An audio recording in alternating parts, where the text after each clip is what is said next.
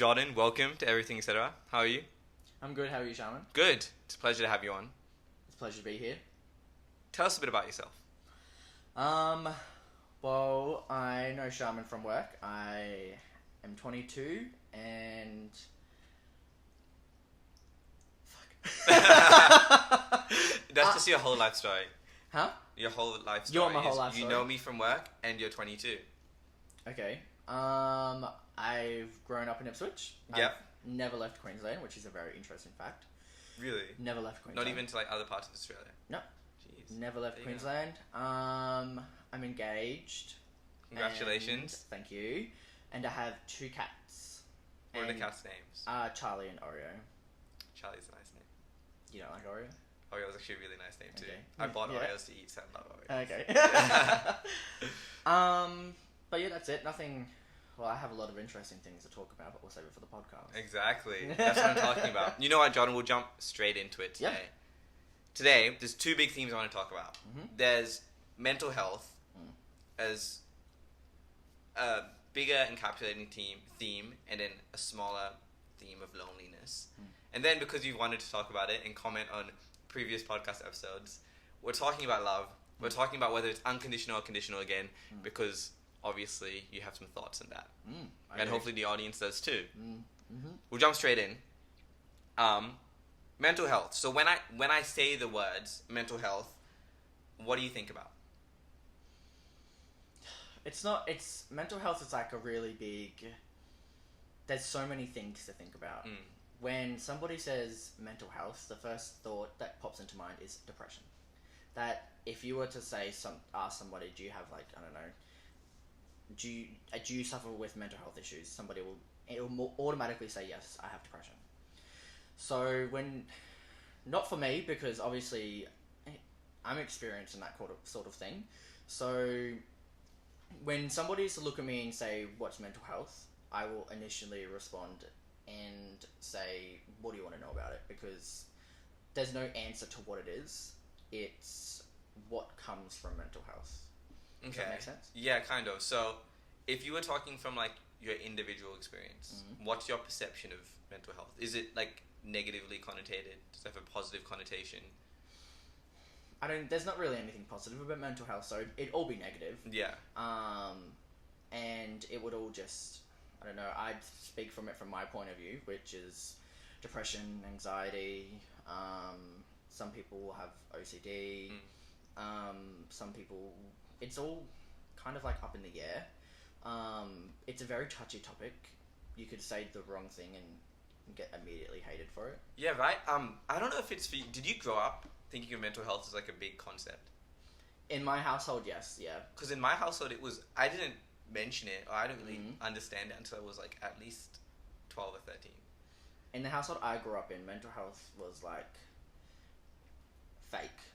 My parents didn't really agree with it until later on. Yeah.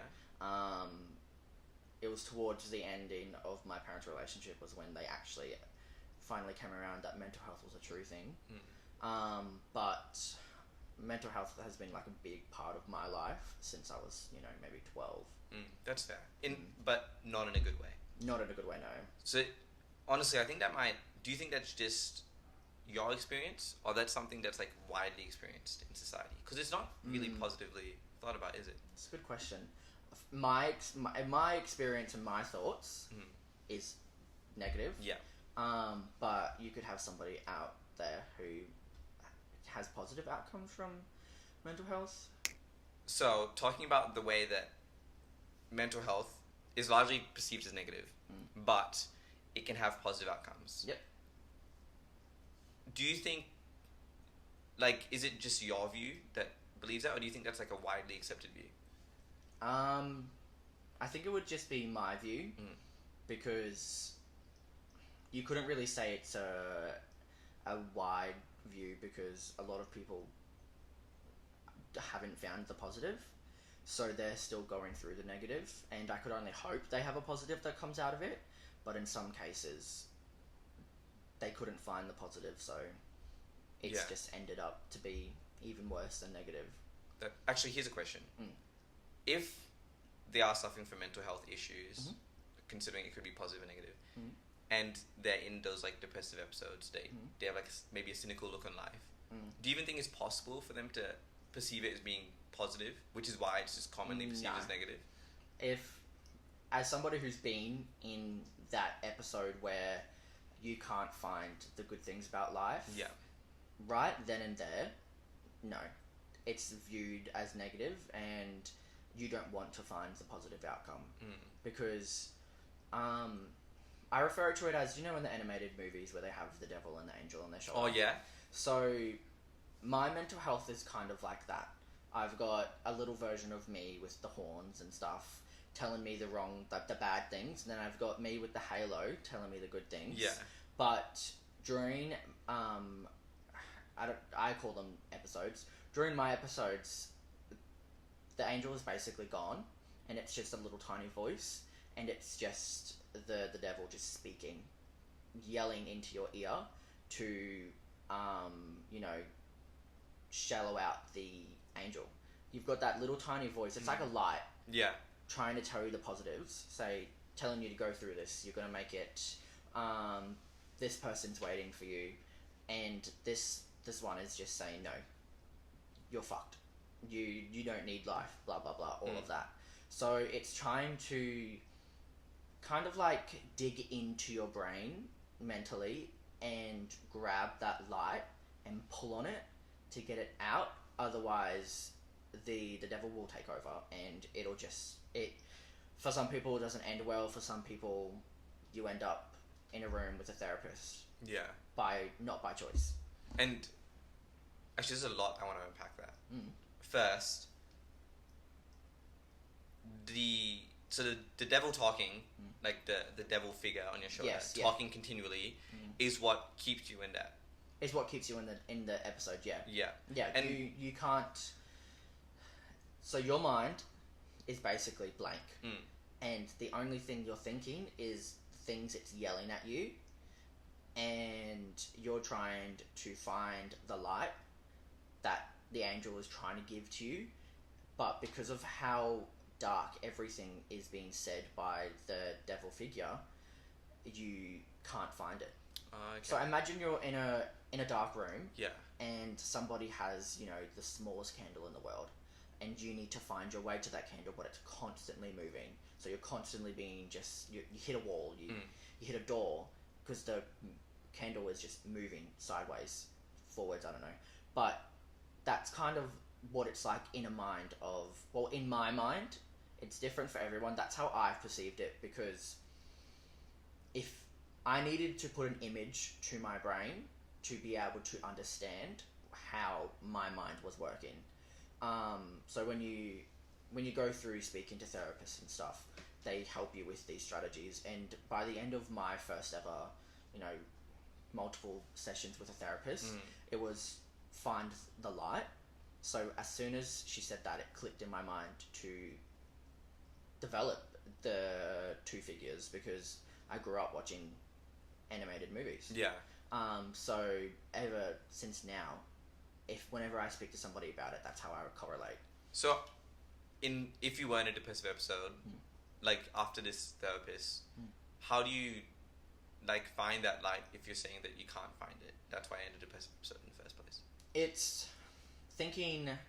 So, for an example, you'll be in a really dark state of mind, thinking really negative thoughts, could be suicidal thoughts. And some people, in my experience, I have it being yelled into my mind. I'm trying to say, I can do this. Riley, my fiance, Riley's waiting for me. Maddie, who's my best friend, they're waiting for me. I've got so many people who rely on me. And it's constantly like, you're trying to repeat what's being said to you on the good side, trying to repeat it, trying to say it, while your mind is being flooded with the negative comments. And it'll get to a point where you will either believe the positive comments, and you will say, okay, you'll get up from that bathroom floor where you weren't gonna continue, and you'll go back into your room. Or if you couldn't find the light, you're still on the bathroom floor battling. Okay, and that's a lot to unpack, actually. That's a lot to think about. So finding the light, you would say, is the goal in defeating mental health. Yes, finding the light is not defeating. Yeah. Is because I don't think you can defeat mental health. It's something that's going to be with you for life. You just get really good at coping. And it's a coping mechanism. Yeah. So mental health is something that is going to be with you for life. Even when you go to the doctors and they say you're not depressed anymore, you can easily just fall back into it. So you can't just be, oh, you're not depressed anymore, and then in 2 weeks you're going to have something that flips your life upside down and you're automatically depressed. It's like your body has that system built into you to automatically resort back to the depressive episode. So it just makes it easier to deal with. Yeah, it just you get better at dealing with the things you experience. Mental health is just like a really big game of football, and it's never ending. That's a really good analogy. Actually, I saw on a podcast yesterday that I can't remember what it was called. The podcast is called Diary of a CEO. Great podcast. But they're talking about how not necessarily mental health situations, but when they start to spiral, this person was saying that he's named the voice in his head Becky or something. And he talks to his voice in his head as Becky, so he can communicate in his head, because when people get thoughts, they think it's their thoughts, and they don't challenge the thoughts. Yeah. And because they don't challenge it, it spirals and they reach the lower mental health, not the lower feelings. Yeah. Do you think, is that the strategy you're talking about, kind of talking to yourself? Yeah, it sounds similar. Sounds very similar. Their coping mechanism sounds like they are speaking to somebody else in their mind who is either supporting them or, by the sounds of it, trying to help them. So that's kind of similar to what mine is, really. Yeah. It's me, but it's just a negative me and a positive me. Yeah. And I just refer to them as the devil and the angel. That's a really good analogy. And for anyone listening that is struggling with mental health issues, please reach out. Yeah. You have helplines that you can find anywhere on the internet. Reach out, talk to someone you're close to. But it helps. It really does. When you're in that episode and you don't think you're going to get out, the one thing you can do is call somebody, anyone. I called my best friend because my fiance was asleep and I didn't want to wake him up. Yeah. I called my best friend and immediately went to see her, and it helped. Yeah. I've done that a lot of times, my boys too, actually. Yeah. When you're down, they'll call you straight up, driving, you just need someone to talk to. Yeah. You were talking about it inspired you to, or your childhood TV shows inspired you to have those figures. Do you have an inspiration then? Do you know? I can't remember. It's the movie where the man turns into a llama. What? What movie Emperor's were you New watching? Groove. Emperor's New Groove. Oh yes, I've never watched it though. You've never watched it? No. I'm pretty sure that they're in that movie at some point. Yeah. It's her the evil girl's sidekick. Yeah. He's got a long orange or yellow pointy hat. At some point in the movie, his name's also K, right? Kronk, yeah, because the whole pull the lever Kronk. Yeah. In some point in the movie, he's got a little angel and a little devil. And when I grew up, that was one of my siblings' favorite movie. We were always watching it because we loved how he turned into a llama, and because of that, it was kind of I reached into a childhood memory. Yeah. And pulled it out to use it in my current life. I turned really during my spiral. I pulled into a positive memory to help. That makes sense, because for me, it's not necessarily when I'm spiraling or I'm distressed, but when I don't want to do something or I'm walking into someone, I'm just can't do it. Or, you're overwhelmed. My inspiration is Spider-Man. It's such a cringy thing to say, but it's the same thing that you're saying, I think. Yeah, no, it's not it's not cringe. I would never want anyone to think their coping mechanism is cringe. Yeah. Or not coping, their strategy to support them, because it's yours. When I was a few years ago, it used to be I loved Care Bears because I grew up with them, and I would think about the different Care Bears. Yeah. I don't know, I can't remember their names now, but I would the Braveheart one. Oh yeah. Yeah, I would think about being that Care Bear, and it got me through. Like, it's very embarrassing. I would never say it again. Well, now it's out. Now it's going to be out there. Yeah. But it's how you got through. Yeah. And, you know, you're obviously... Everyone knows you're obsessed with Spider-Man. Yeah. So nobody who's friends with you would think that's cringe. Yeah, because I'd be like, if something's happening and I don't want to do it, I'd be like, think about Peter. Would Peter do it? Come on, Peter's had way worse days than me. He's very bad days. I can knuckle out and do it. Exactly. Yeah. This is completely off topic, actually, but it's a bit about, I guess, doing the right thing. You've watched Invincible.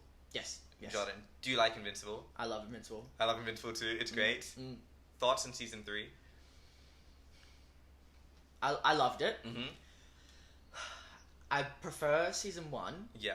But, because there's a lot of things going around about how they kind of, like, spent all of their budget on season 3 in the last episode.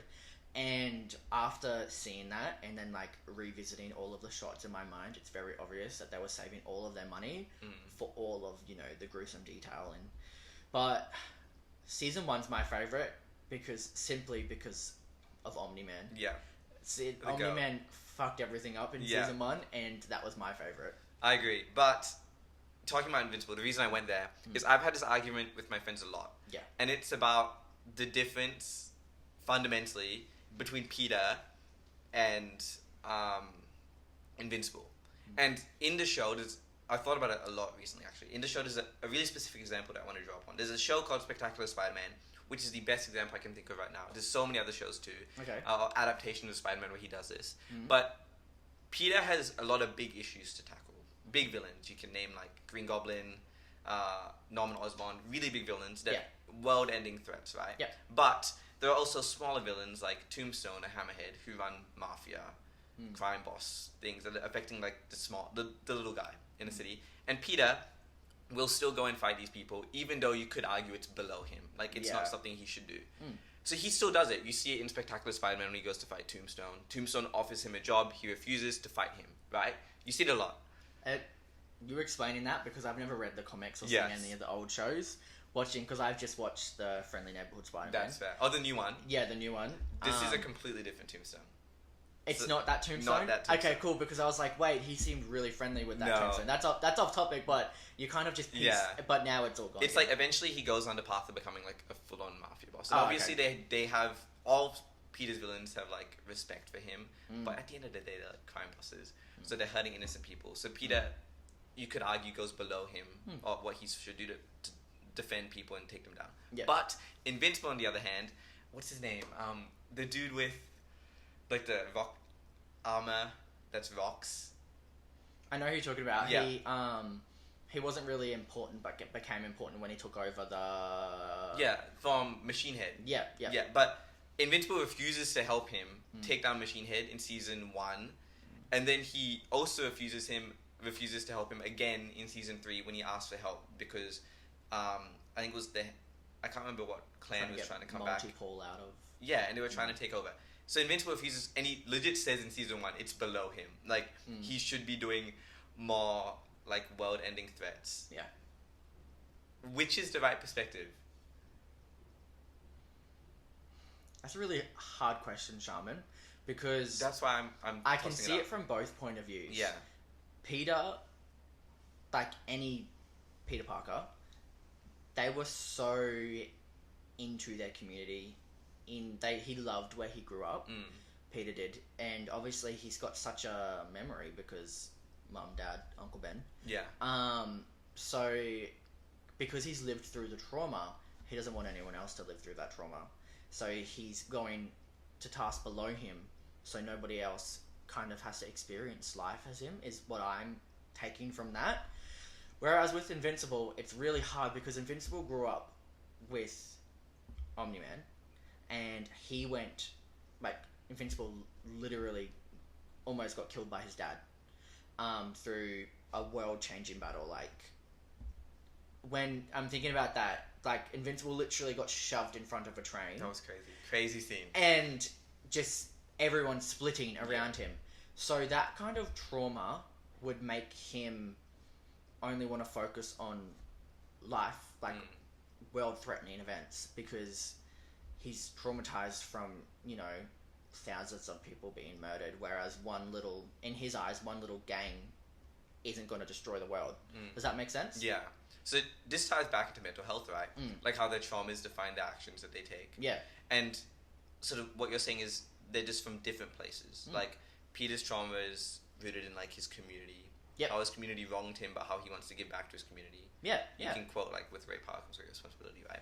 But Invincible's trauma is rooted in the betrayal of his dad. Daddy issues. Yeah, Yeah. basically. Yeah. But in that case, it was like a world-ending disaster. Yes. And that's why you think he aligns himself And with that. Omni-Man wanted to destroy the world. Yeah. He was killing him. Yeah. Because he was going to take over the world, and Invincible wouldn't join him. Whereas with Peter, Mum and Dad died. It was a plane crash, wasn't it? I think so, yeah. Uncle Ben got shot. So they weren't world-threatening events. So he is prioritizing the below him tasks. Yeah. Because his trauma is not based on a world-threatening event, whereas Invincible's is. That's fair, because I've gone on a loop here. But going back to how you were talking about your inspirations. Yeah. And how I said, I think Spider-Man's an inspiration. It's like examples like that where he's just an everyman. Like he does what's right to do. That I gravitate more to characters like him And as an anchor. He's a teenager. Exactly right. He is a teenager in that suit. Yeah. He's still a child. And I guess that could also correlate to why he does things that are below him. Like, the Avengers, world-threatening events. You don't see them in any of the Marvel TV shows where they're trying to fight off the little tiny villains. But whereas Peter, he wants to help everyone. Yeah. Because he doesn't... It's kind of like he's stopping them from having trauma that he experienced. Whereas with Invincible, again... Like, what trauma is he stopping if the trauma he experienced was from, like, a god, basically? Yeah, basically. He can't stop any of the trauma. Everyone in Invincible has trauma. Yeah. From something. Yeah. From some kind of bad superhero. Everyone in Invincible, every single character that you don't even see, has trauma.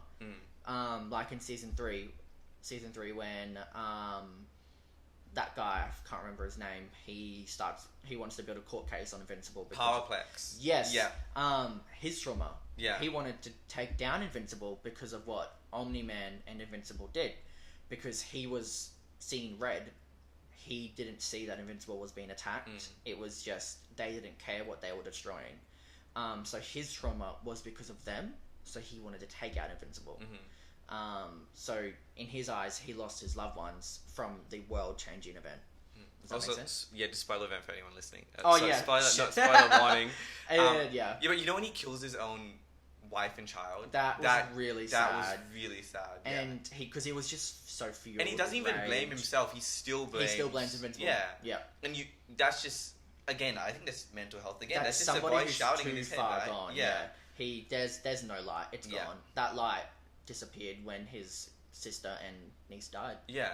Actually, for everyone listening, for me too, the way you've explained this in like the last, 20 minutes, it's so easy to see mental health as like a concept in like media in life now. Yep. I didn't really consider that trauma may have been, obviously it's not the only reason, but may have been one of the reasons that Spider-Man and Invincible focus on different things, or the reasons that Powerplex chose to focus only on Invincible. Like the concept of like the light and the voice shouting in your head, that's actually really, really interesting. In modern society, mental health is a pretty important discussion, right? But I want to talk about a specific part of that mental health that's discussed today. Yep. It's loneliness. Because loneliness is a really big issue, especially with social media in the modern era. What's your take on that? Loneliness. So many takes. Yeah. Like for example, right now, I'm in a room with two people. I'm not saying I am, but you could still feel lonely. Yeah. You could be in, for example, earlier we were talking about your birthday party. Yeah. Somebody at your birthday party, I don't want you to feel sad or anything, but somebody at your birthday party could have been surrounded by people but still felt lonely. Exactly. No, I understand that, yeah. And obviously when you're in a room, but when you're in a room by yourself, you may not be lonely because you've got the voices. It sounds really crazy. Yeah. What is this Joker? You've got the voices. But like you've got, like for me, in a room by myself, I've got my two little friends on my shoulders. So in a room, I'm lonely, sometimes not lonely. So loneliness in a whole has so many different reasons, because you can be lonely in so many situations, but you can also not be lonely in so many situations. It honestly depends on the person, which again, it ties into all of the mental health. Yeah. But yeah, that's kind of my overview of loneliness. You know how you just said, when you're in the room by yourself, sometimes you don't feel lonely because you have the voices. Yeah. Crazy thing to say, but do you think that comes down to confidence? Can confidence be correlated with that? Like someone who's more confident is more confident in like their self-image. So when they're by themselves, they don't feel lonely. Yes. Yeah, it could be. Yeah. But you will always see in the world, like in so many movies, the most confident person is battling with the most demons. Yeah. So they're not lonely in that room from your point of view, but from their point of view, it's just because in my perspective, you know, in all the movies, the most confident person in the room is somebody who has parents screaming down their throat on what their future's going to look like. And they're doing so great in life, you know. They are the star quarterback of the team. So they go home and they seem like they have life together. They're the biggest ego in the world. They're probably an arsehole at school. Yeah. But as soon as they get into that room, shut that door, you know, get undressed into comfy clothes, they're shedding their second skin. That second skin that they were wearing was the confident person. But as soon as they're by themselves, they're lonely, they are just a completely different person. They're sad. They don't want anything to do with life. But the only thing that's holding them together is what is outside their bedroom door. So you reckon confidence can definitely be like manipulated or created? Yes. As like a second face, a mask. Yes, yeah. Basically, as soon as you walk out of that room, you're putting on confidence. Yeah, that's fair. So, not saying that anyone who is confident is going through that, because if you're confident... No, but I agree. I think people who are confident can sometimes be confident to, I don't know how to say it, to like... mask, but to also like, what's it called? To like make up for their other feelings. Yeah. If they can be confident, they're perceiving themselves to like not be this feeling, but they are that feeling. They can't just ignore it. Yeah. But when they put the mask on, it's them ignoring that feeling. Yeah. I don't know, like a lot of characters you see in like funny characters in shows. Yeah. Did you watch Teen Titans as a kid? The animated version? The animated version. Yes. You like Beast Boy? Yes. Or like Wally West? I think we're talking about two different things. Oh, good. I watched the one on Cartoon Network. Yeah, but Beast Boy is the one from that. I thought Wally West is different. He's from I can't remember. But Batman, even, it's like their confidence is all a mask. Yeah, the confidence. Yeah. Batman's confidence is his suit. Yeah. But as soon as he takes that suit off, he's the little boy who lost his parents. Yeah. So do you reckon that's a coping mechanism for loneliness? Oh yeah. There's another coping mechanism, which I'm sure you know about, that I think it's a issue that a lot of people face today, and a lot of men especially face, where they surround themselves with people just for the feeling of not feeling lonely. Yeah. A lot of... Basically everyone, right? Basically everyone. With men, it's weird because most men will surround themselves with a sexual partner to not feel lonely. Or you'll have those men who are lucky to have lots of friends to hang out with. Once you get older, you start to slowly not surround yourself with a lot of people. And that's when, you know, men will start to seek out whoever they want to not feel lonely. Does that make sense? Yeah, that makes sense. So, obviously we can't really talk about this, but it seems like when my sister talks to me about it, she'll be like, oh, how are your friends? What are they doing? Blah blah blah. And she'll ask me specific questions about their lives, and I just don't ask them that. Like, I hang out with them and we'll have a good time, and I'll go home. It's like I'm not asking them about like, oh, how's their parents? Or like, what's this? Or what are their dreams? Like, I'm not asking that. But my sister regularly asks that to her friends. She goes to an all-girls school. Regularly asks that to her friends all the time. She knows every specific detail about her friends' lives, right? That's kind of fun. Yeah, it is cool. But like as a guy, I don't do that to a lot of my guy friends. Like I'd say we're close, but we're not like that close. I guess that's where like stereotypes come in. Men aren't as emotionally attached as women. Like that's a prime example right there. That your sister is really involved in her friends' lives. Like not just being there, but she's like in depth in there. She knows everything. Yeah. Because it's not saying that you don't care, but she's really emotional. She's emotionally attached to her friends. Whereas with you, I'm not saying you're not emotionally attached, but you're going out to hang out and have fun, and some of those topics might be a sad topic, and you don't want to like bring down the mood. And back, it's still a concept now that women are more emotional than men, which I don't think that's true. Please don't hate on me for that. But that's, it's a stereotype. Yeah. Does that make sense? No, of course, yeah. Because it's like, obviously, I'm 100% comfortable talking to my friends about, like, issues and mental health issues. But when they talk to me about stuff, and when I talk to them about stuff, it, like, reaches a tipping point. And then once you fall over the tipping point, that's when you say stuff. But it's not, like, leading up to it. What's the tipping point for you? Like, what would the tipping point be? Like, it's bad. Like, a lot of my friends and me, we've all had, like, experiences where, like, we've had some issue or challenge in our life, and it's gotten pretty bad. We're kind of just trying to, like, and you get to the breaking point where you can't keep it in? Yeah, and then bam. Once you let it out, it's like, it's gone. And then obviously the boys are great with that. Like, there's heaps of times where we've sat down and we've talked about it really in depth. And it's good.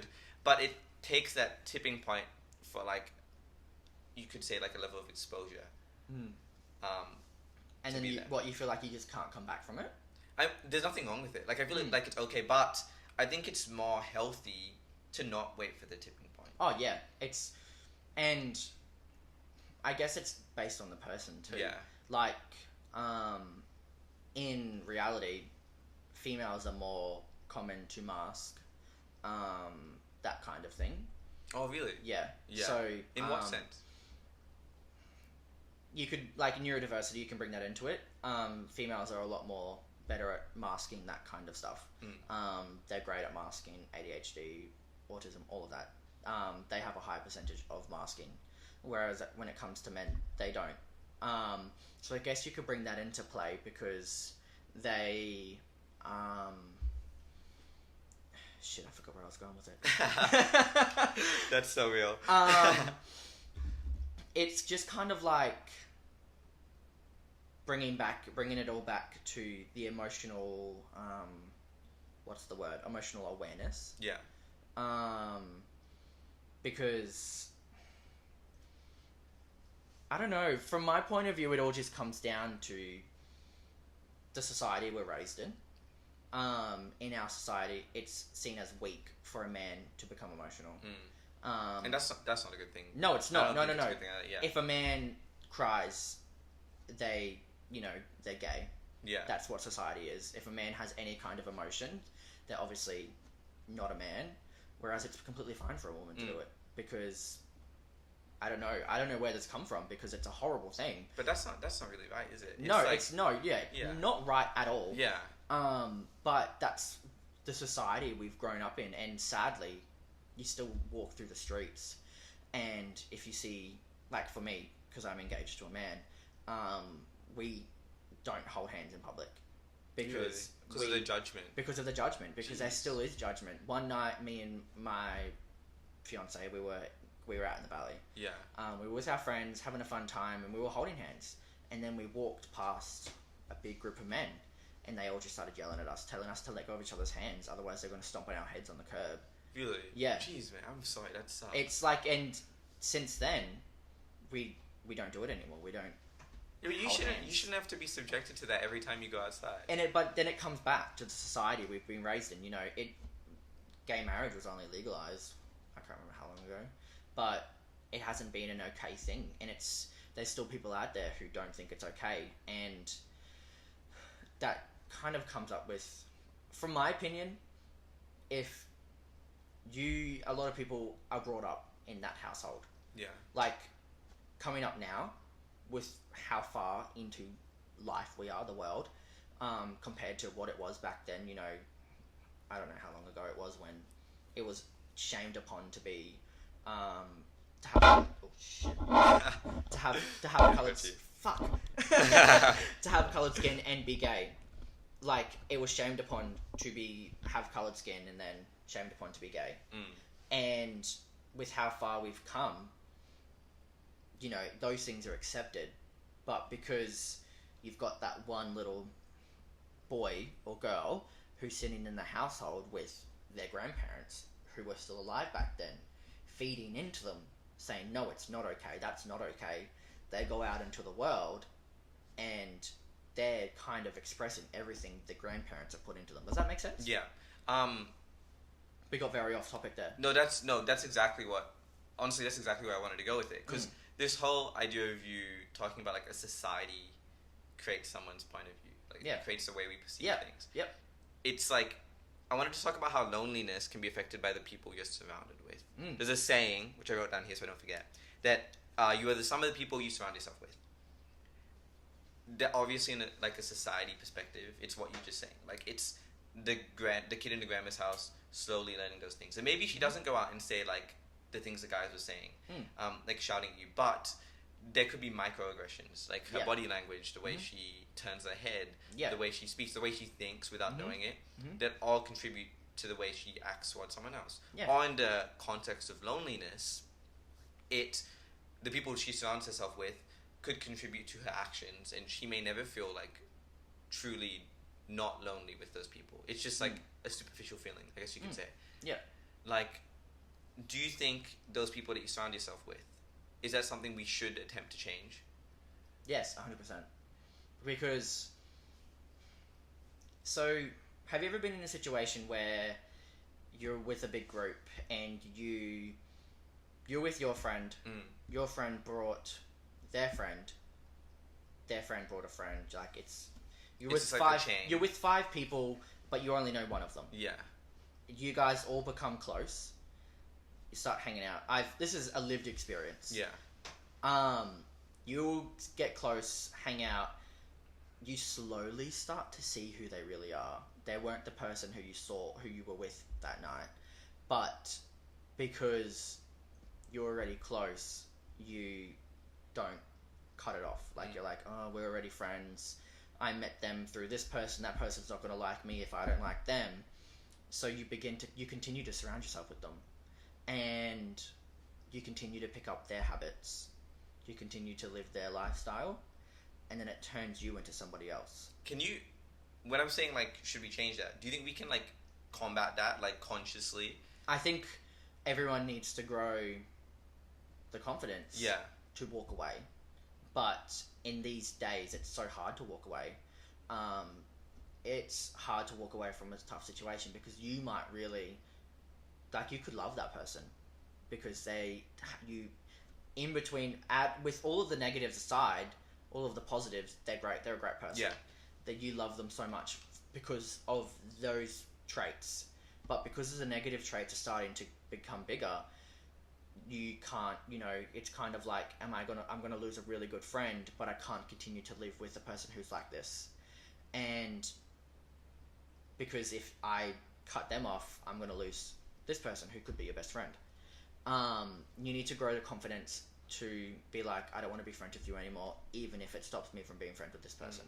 Because if you continue to surround yourself with that person, you're gonna start to inhabit everything they're doing.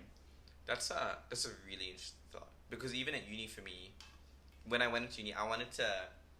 It's hard to believe, but when I was younger, I was, like, really quiet. I couldn't talk to anyone. Like, I'd walk in and be like...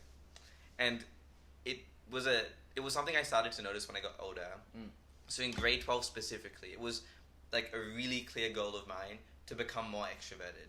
Yeah. So I, like, constantly put myself in situations where I was uncomfortable. And I slowly became more extroverted, and now I'm just comfortable in it. So at uni, I'm always trying to meet new people. And I met really good people at the start of uni, but in my head it's like I want to meet more people. I want to get to know more people because like I can meet them now. I'm confident enough to meet them. Yeah. But when I'm meeting those other people, I kind of become. We've talked about this in another episode too. I become complacent with the people I've met initially, and then I start to realize that those people that I've gone to meet now may not be the people I thought they were. Like you're saying, like maybe I don't want to be there. But then I'm faced with the question: do I leave them and go back to the people I wanted to? But then I'm just cutting off that relationship. Can I go back to it? I don't know. Or do I like sit in the middle where I'm like, do I not feel lonely? Do I still kind of feel lonely because I'm not like fully in both? I've got like one foot in one group and one foot in the other. Like I'm not like in the group. Yeah. Or do I just stay with them and just forget about it? And then I guess become victim to like that group that I'm surrounded with. Like what's the best play there? You know what I mean? So that was a lot of thoughts. That was a lot, Sorry. but I'm kind of pulling in because I've been in the same situation. Yeah. Where I've been friends with this group back ages ago when I had a girlfriend. I was friends. We had a friend group. Hung out, had a friend group for years, but then I slowly started finding myself into a new group. And this group, I still loved certain people in the group. I just fell out with the other people, but I still stayed there because of the people I liked. Whereas with this group, you know, they're fresh, they're new. I want to change with them. So I still had one foot in each group because I didn't want to let go of this group because I still had so many friends in that group. And if I was to leave, then I've kind of fell out with them all. And this is my new group. They're my new best friends. I'm with them all the time. If I just go back to them, I lose them. So it's kind of the same on what you were in. Yeah. You're gonna, if you decide to just step out, you lose them all. Where with somebody who's lived through it, if I could go back, I genuinely would speak to them and say to my old best friend, hey, I'm not really coping with this anymore. I'm standing back. I really want to stay in touch with you. I really want to continue being friends, but I don't want to be friends with them anymore. Yeah. So again, it comes back to the confidence in being able to speak your word. And then it kind of comes down to, it'll show you who they are if you decide to step back and they cut you off. And it wasn't worth having. And then you sit back and you're like, well, that's kind of a good thing then. Yeah. It's going on from that. I don't know if it's contradictory, but when you have like a foot in each group and you know more people than you did to the start. Yeah. Did you still feel lonely? No, not at that time, no. Yeah. Because I was 19, going out every weekend with my new friends, who I grew very attached to. I moved in with them. Oh, jeez. Yeah. There you go, that's really close. Yeah. Yeah, so we were very close. So at that point in time, I didn't feel lonely. I was with them every day. Yeah. And there probably wasn't a time where I was lonely because I was with one of them. Yeah. Me and two of them moved in. Me and my friend moved in with one of them, but that other friend lived next door. So there was four of us, three of us. That's like good as. Three of us lived in one house, and the other one lived literally right next door. Yeah. And we were always she would come over, and we were just always together. So I was never lonely. Man, if I could do that, that would be It was a sick. great experience, but I cannot say this enough. Never move in with your friends. Really? Yes. I just... Is that like a hard no? Like Not like a hard no. Don't jump into it. Yeah.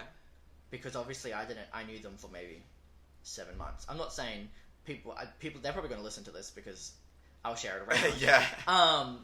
But... Just outing them in the podcast. Yeah. I'm still friends with two of them. Yeah. I had a really big falling out with one of them. But if I could go back and do it again to stop that from happening, I wouldn't have moved in. But I purely moved in because... Not purely. I'm kind of outing myself here. I moved in with them because I was so close with them, but also to get out of my current living situation with my parents. Oh, okay. So, are you attributing the falling out with your friend to just moving in with them? What do you mean? Was it like the tipping point? You moving in with them was when you had the falling out? Yes. So, if you hadn't moved in with them, would you still be friends today? If I could go back, we probably still wouldn't have become friends, because in the time frame of knowing them more, I was seeing their true colours. Oh, okay. So either way, we still would have fell out, but I wouldn't have lived through all of the trauma I did. Purely because of this one person. The other two people who I lived with, well, the one other person who I lived with was fine, and the one who lived next door, fine. There was one person who we lived with who broke us all apart. So you need to really, really know them before you decide to take that step and move in together. Otherwise, shit could hit the fan. But how do you know that you really know them? Do you even know that until after? Or is that like... Shit, well, yeah. I guess... Well, fuck, you kind of... Is that like a thought in retrospect now? Yeah. At the time, would you have known that? Or you just jumped in because you thought it would be great? I jumped in because it was fun. Yeah. I jumped in because we were a party house, like... Oh, damn. Yeah. yeah, we were a party house, like, we were drunk every weekend. Friday night, crazy. Friday night, Saturday night, maybe a Sunday night, we were drunk. We were out. We should be talking about these crazy stories. Like... we were out every weekend. Yeah. And when we're drunk, it was fun. It was really fun. I made a lot of mistakes when I was drunk with them. I as everyone knows, I'm gay, but I made out with them. All three of them I made out with when I was drunk. And they were girls? Yeah. Oh. When I was drunk, yeah. So like, it was all just a lived experience. Yeah. And I wouldn't, honestly, I don't want to give any of those memories up. Yeah. Because it was fun. But towards the end of it, one person just started showing their true colours. Yeah. They had their priorities weren't our priorities. I'm not saying like, oh, they wanted to move outside of family. Like, her priority was men. Oh. She wanted men. They show many men. Like, well, just in your party house. Yeah. Well, we didn't. There's a lot of men in the party house. Oh, okay. But she would choose the man over the friend. Oh, like... Yeah. I don't know, they were girls, but I don't know if it applies, like, just completely dogging the bro code. Yeah. Yeah. Yeah, that's it. Dogging the bro code. Yeah.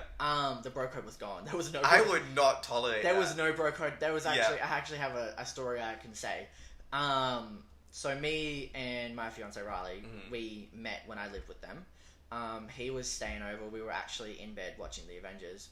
And one of my friends, she had her casual hookup over, but I didn't like...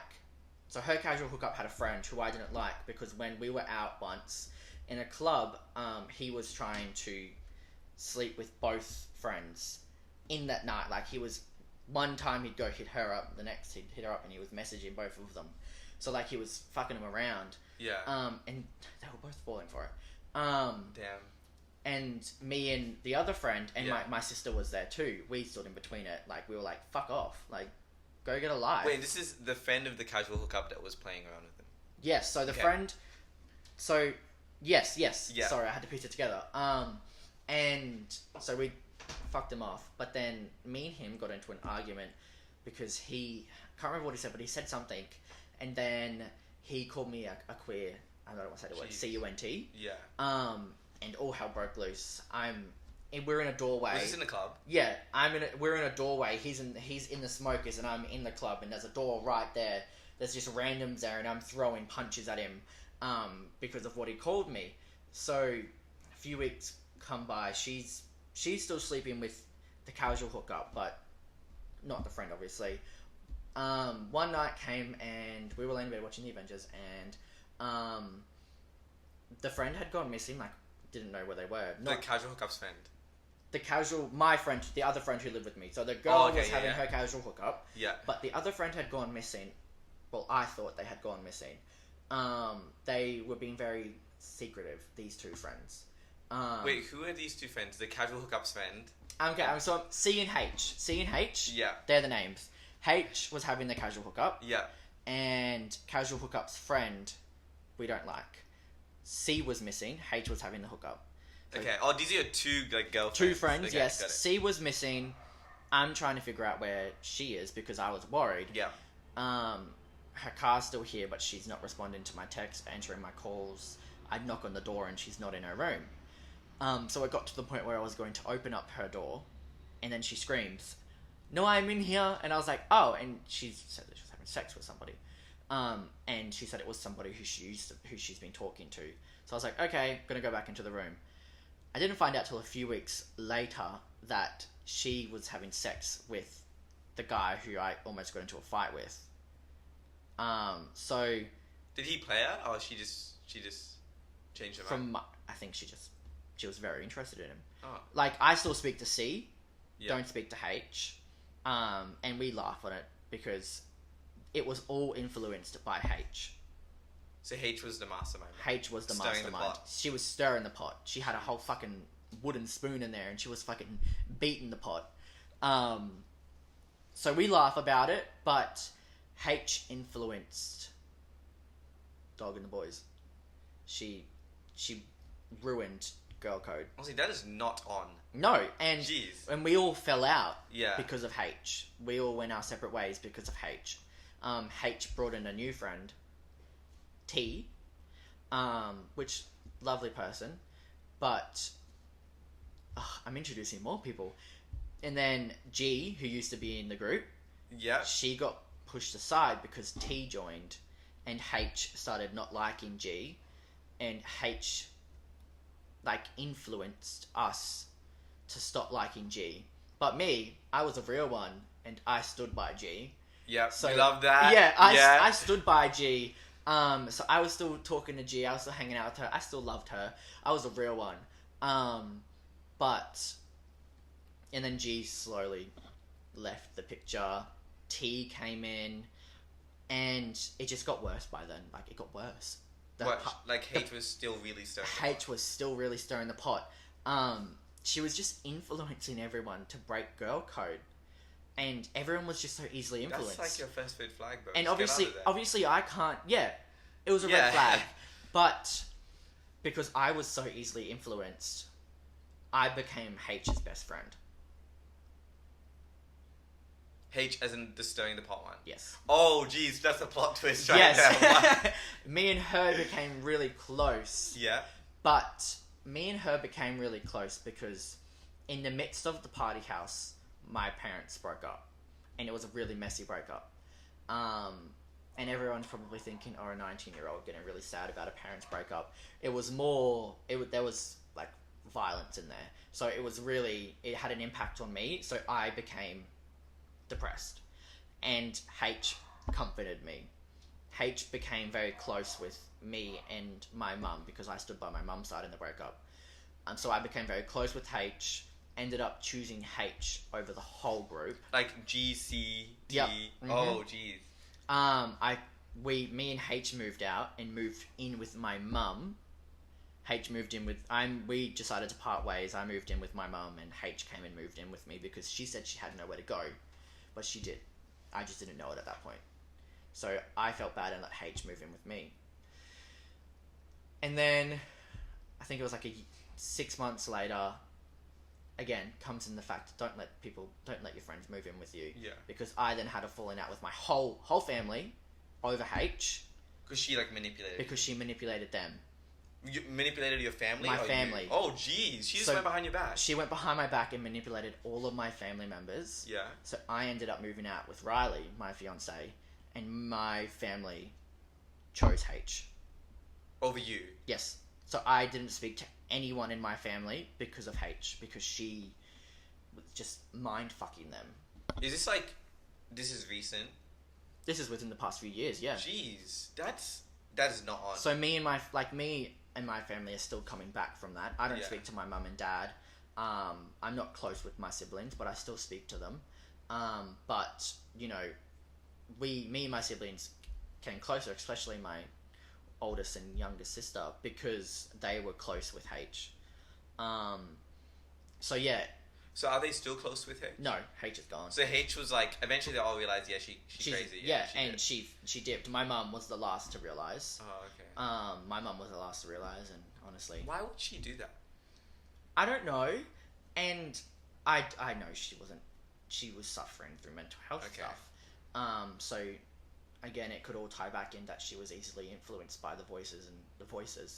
But like, all I'm saying is, but then, as you said, how do you really know them? So through that lived experience, I realized that I never want to move in with my friends again. Yeah. So it's only like your fiancé that you want to be with. If I was going to ask you, I don't know how to word this. Do you think if I knew my friends for... I've known my closest friends for... I don't even know how long now. Nearly 15 years. Mm-hmm. And if I was going to move in with anyone, it'd probably be with them. Do you think 15 years is long enough? I think 15 years is a great time. Yeah. But do you know their lifestyle? I'd like to think so, yeah. Like, we've had a falling out before in, like, grade 8. But it happened. Do you share... Like, you're a clean person. Yeah. Are they a clean person? I think one of them is. So if you were to walk... So, your house is clean. If you were to walk into their house... Yeah. And... Say... They thought it was clean, but you thought it was messy. Could you live with that? I mean, that's just my sister. Well, then, if you're confident in being able to live with that for years, maybe... Like, you think, I don't know, having a few bowls in the sink is dirty, but they think, oh, that's fine, it's basically clean. Do you think... Hannah's nodding her head. Do you think you could live with that for years? Like, and then you never know, like, unless you're completely confident in their lifestyle and that your lifestyle and their lifestyles match... Go for it. So it sounds like what you're saying here is don't think about the person, think about the person's lifestyle. Yeah. Yes. Yeah. The person, it's easy to hide from the person if you don't like them. Yeah. Go to your room. But it's their lifestyle. It's their lifestyle that's going to start. Because when I moved in with my friends, my lifestyle wasn't the best because I grew up in a household that just wasn't clean all the time. And that became my normal, but that became the lifestyle I didn't want to have. So, but moving in with them, the house was always dirty. But I mean, it was a party house. Yeah. The dishes were getting done maybe once a week. Everything was just building up. It got to the point where we had no dishes is when we decided to wash them. Oh, yeah. At least you washed them, though. At least you didn't go out and buy more. But we'd go out and do somewhat of a grocery shop, but it wouldn't actually be groceries. It'd probably just be mixes and snacks to have when we were drunk. And then we'd have to Uber Eats ingredients for dinner. And I grew a habit of that lifestyle. Yeah. But I didn't want to live that.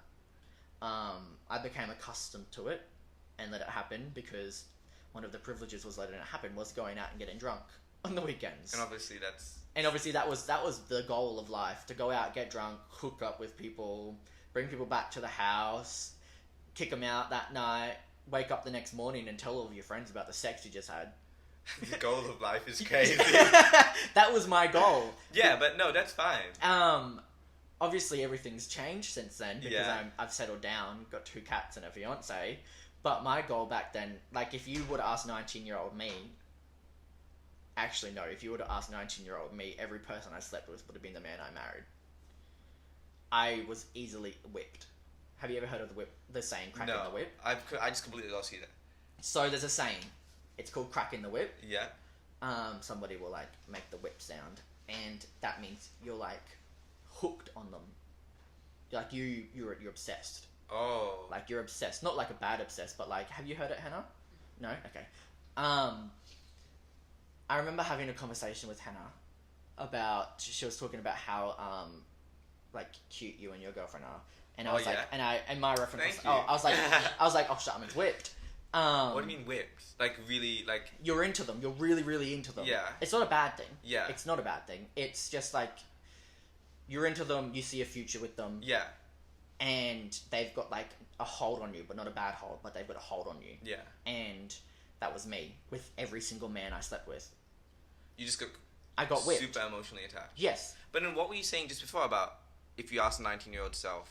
I was going to say if you asked 19-year-old me if I ever imagined being engaged at 22, I would have said no. But then I thought about it, because if you did, I would have said I'd probably be married in the next 6 months because of how obsessed I became with men. And that was a trauma thing. Yeah. Because it comes back to daddy issues. My dad was an asshole. So I didn't have a great father figure. Yeah. So I became obsessed with every single male who had any bit of dominance in them, if that makes sense. Yeah, no, it makes sense. It's we got very far off it's topic. all that. Yeah, No, I think it still makes it's definitely still on topic. Like it's all that mental health thing. Yeah, my mental health influence was at its lowest between the ages of 19 and 20. So between that year and a bit, I was at my lowest.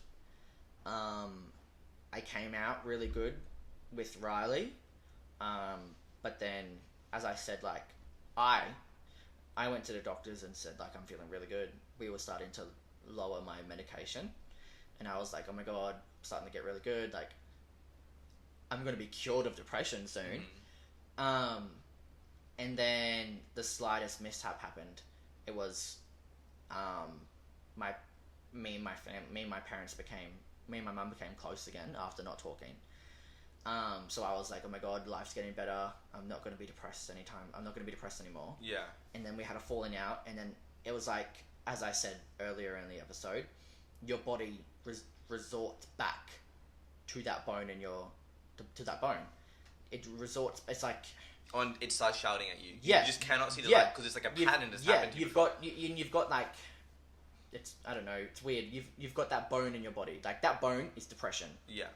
And it's not going anywhere. Like, you can break it, you can heal it. The only way you're getting it removed is if you surgically remove it, but then who's going to do that? Yeah. So depression to me is like a bone in my body that's not going anywhere. It'll stop hurting at some point because it's healed, but it's still there, and it's still breakable.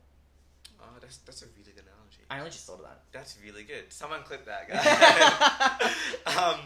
No, that's really interesting. I completely forgot what I was about to say. Wow. What was I going to say? I feel so wise right now. That was a really good analogy. What was I going to say? Oh, growing up. Last year at uni, we started learning, because obviously I'm studying nursing. Yep. We started learning about all the categories of drugs. Mm-hmm. And we started learning about SSRIs and SNRIs. I think it's SSRIs are the ones I'm confident about. It's selective serotonin reuptake inhibitors, right? So it's an antidepressant medication. Yep. But growing up, I never really understood the need for medications, because maybe it's an Asian household. But growing up, it's like I never really considered my mental health. So if I had a problem, I'd speak to my dad about it. He'd wake it up for me, and then I'd act on something to make me feel better. Yeah. But as I grew older, I realized that process isn't a given. Sometimes it's something that you can't overcome because it's hard. Yeah. And the medication is it's not anything bad. No, yeah. It's like a tool to help someone overcome that. But I can see how a lot of people, especially in this society, because I used to think that when I was young, because it's like the people you surround yourself with, the people you go up with influence your views. I never understood that. Yeah. Because it wasn't, for me, it's like if I have a problem, I act on it as soon as I can. Yeah. And get it sorted and done with, and I feel better about it. But you can not do that and get to a place where you need help, and that's fine, but people don't understand that. And that might be a depiction of the people you surround yourself with influence your actions. They influence people's perception of mental health. Yeah. People's perception of different issues. And I think that's like a way to sum up everything we've just talked about. We need to, I guess, identify that there's so many different perspectives, and we need to be respectful of that. Yeah, with all of this, everyone will kind of understand my point of view now, but their point of view could be completely different, and It's just being able to respect that. I'm not going to walk up to somebody and say, what's your like view of mental health? And they give me a completely different response to what I've said, and then I'm just gonna be like, well, you're wrong. Yeah, because it's not right. It's not. They're right. Yeah. I'm right. This person's right. It's because we have our own take on it. They've lived through it differently. I'm not gonna sit there and say, oh, you're sad because of that. Oh, like that's not good enough, because it is good enough. It doesn't take much to make somebody sad. It doesn't take much to make somebody depressed. It's just a lot of mental health in, like, both my mum and dad have it. Actually, my mum, dad, me, both my sisters and my brother, like my whole household has depression now. Like clinically diagnosed. Yes. Yeah. But my siblings is trauma-based from what happened with our mum and dad. And each of them, it kind of kicked in. Like, the depression started in a different point in time. So their point of view is different because it didn't happen when mine happened. It didn't happen when, I don't know, Jane from down the road's happened. So they have a different deception of mental health. And it's all about being respectful and saying, I understand. Your point is valid. Because there is people out there who say it's not valid because they lived it differently. And that's just respectful. I think the big takeaway from all this mental health discussion is that it's just perception. And perception of one's issue is neither right or wrong. It's just a perception. Exactly. And you need to understand that. John, that was a big discussion about mental health. Yeah. We'll move on to our second big topic now, which I also know you have big thoughts on. I do. It's love. Yeah.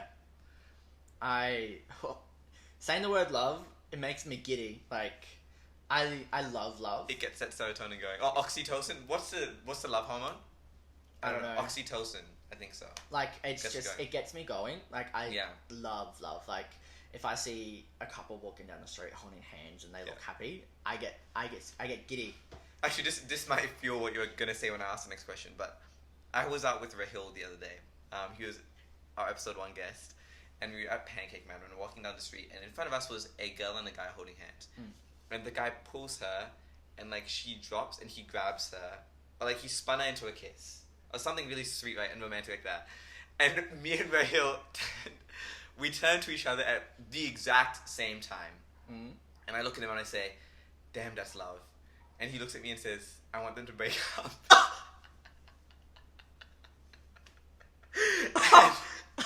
Wow. Yeah, and he's like, if I can't have love, no one can. I'm like, and I turn around to my 2 other friends. I'm like, wow, that's just our 2 budding perspectives right there. There you go. Yeah.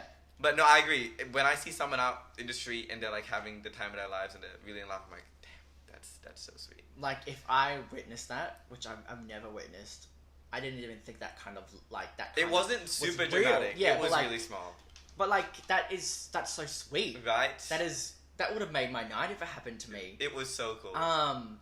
But like just seeing that, I would have just my whole body would have, like, you know, little butterflies just flying all through me, because it just makes me so happy that somebody is experiencing that. Yeah.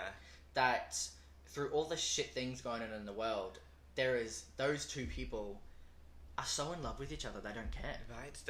It gets me going too. It's so sweet. But actually, when for my birthday party, I did this thing called like a bingo sheet, and everyone had to do these little challenges. But before I did that, I also did that with Rahil and Abdullah from the first episode previously. And one of the challenges was we had to give 15 compliments to strangers or something. And a lot of the compliments we gave were to couples on first dates, or like on dates around there. And it just, you probably made that date really awkward. It was so nice to give. Oh, them. It was nice. It wasn't awkward though. Like, you'd think it was awkward, right? Yeah. It wasn't. Okay. Like, there was one guy on a phone, and he was in the middle of a conversation where he walks up to him and he was wearing these really bright red pants, and he was like, "Excuse me, sir, excuse me," and the guy looks at him like, really, he looks mad. And he was like, "Hey, I just wanted to say I love the red pants. They look really good on you." And the guy immediately switches and starts smiling. He's like, "Oh yeah, I bought it last week. It's really nice, isn't it?" And there was one guy walking past South Bank, and he was holding the girl's bag. It was like a tiny red handbag around his arm. And I remember I turned to him, I pointed at him, and I shouted, and I said, "Chivalry ain't dead, mate. Like, you're doing well." And he turns around, he's like, "Yeah, it is it." And the girl's like super happy too, and she like grabs him. I was like, "Oh, this is so sweet." Yeah, and the thing is compliments like that make people's day. Yeah. All you have to do is just point out something about them, because that man probably was getting mad because he thought he was going to get insulted about those red pants. Yeah. That couple, that man was probably would have been mad because he thought he was going to get insulted for holding his girlfriend's bag. And you instantly turned it into the most positive thing ever. It was, honestly, giving compliments is the best thing I think anyone can do. Yeah. Okay, but sorry, we've gone on a rant. Yep. I digress. Straight into it, Jordan. Do you think love is unconditional or conditional? Unconditional. Unconditional. I agree. Now, in what sense, though? Because I know there's different perspectives on this, and we gotta... There is never enough love to be given. Like, you could be in love with somebody, but you're in love with them, but there's just still so much more love to be given. It's just, like, I love my fiance. I'm in love with him. But I just know that there's so much more love I'm yet to show him. There's so much more love I'm yet to receive. There's so much more love... Oh, it sounds really weird, but there's so much more love we're yet to create. There is, like, a never-ending bound to love. There's just... it's just, like... It's so unconditional. Like, there's no stop. There's no end to love. From my point of view, is you can never stop loving someone. You can stop being in love, but you can't stop loving someone. It's not just like that. There's two things I want to ask you about. Okay. For that. First, what is love to you? If you could describe it in one sentence, what would you say? Love is a feeling I get when I see someone. A good feeling? Obviously, if it was a bad feeling, it wouldn't be love. Yeah. Love is a good feeling. Yeah. Love is a good feeling I get when I see someone. In what type of feeling? Does it, like... Is it warm? It's warm. It's like butterflies. It's an instant smile. Your mind is like, oh my god. Your body is like, oh my god, they're here. Like, it's just like so much happiness, so much excitement, joy, like everything that correlates with being happy is love. But love is also the negative emotions. Yeah. So love isn't just happiness. It's not just happiness. So it's like the balance of those things. You can't, it's not healthy to not have the negatives in a relationship. I've never witnessed a relationship continue when they haven't put forth the negatives. It's how relationships end, not speaking about the negatives. Just ignoring it? Yeah. Love comes with sadness. Love comes with the anxiety. Love comes with the embarrassment. Like, that's love. And you need to be able to accept that you are going to feel that as well as being happy. Like, you could... Like, love is a feeling when I see somebody. I could feel sad, but it's not saying, oh my god, I don't want to see them. Like, my body is sad because of how long it's been since I've seen them. My body is sad because you're so happy to see them, but then maybe you're like, oh my god, I'm remembering our last argument. Like, it's not just happiness, but it all kind of like squishes together into love. We've picked my brain in it, so I won't give my 2 cents on the problem. But there's a saying I like to say where it's, if it wasn't hard, it wouldn't be worth anything or wouldn't have meaning. And I remember this from the first podcast. Yeah, yes. And I used to do this all the time I used to say it all the time to myself at school. Like, it would motivate me to do well in assignments. But as I grew older, it became something I'd harp or like lean upon for like experiences and eventually relationships. It's like not necessarily like the harder it is, but the more things you go through with someone, the more effort you have to put in. I feel like there's so much more meaning to that. And it justifies what you're saying about you can't have a meaningful relationship or meaningful love without the lows. Yeah. Okay, next thing is about what you were saying about how you think love is boundless. It has no bounds. would you say like love is infinite? Yeah. There's a shout out to my grade 11 specialist math teacher. He used to tell us all the time that in math, there's different infinities aren't all the same size. Like you could like whole numbers from 1 to infinity have a certain amount of numbers, but then numbers including all decimals from 1 to infinity has more amount of numbers, right? So like what he's trying to say is that infinities have different sizes. Okay, yep. If we apply that to love, do you think people's love, even though it's infinite for everyone, right? Do people have different sizes of their infinity?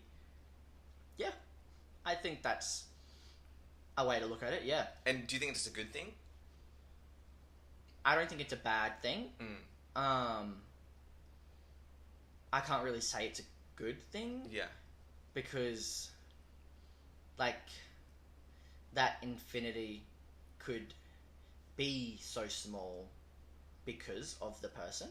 Yeah. Like, does that make sense? Like their capacity. Yeah. Yeah. So, that person, it could be infinity, but that person maybe couldn't take any more.